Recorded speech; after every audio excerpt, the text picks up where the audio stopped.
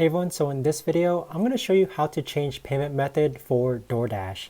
So if you haven't signed up for Doordash just yet, you could actually use my link down below to get $5 off your first order. But what we're going to do first is go ahead and log on to the Doordash app. And then once you actually log on to the Doordash app, you're going to reach a home page that looks like this.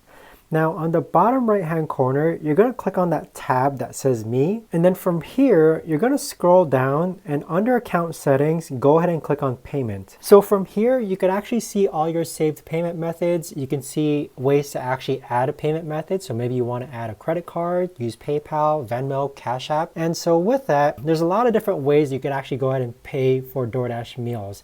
You also have a place to actually add Snap or EBT cards. And then you can also see how much you have and via DoorDash credits. So that is how to change payment method for DoorDash. If you know of a better way to actually do this, let me know in the comments down below. I would love to know. Thanks so much for watching, and I'll see you guys all in the next video.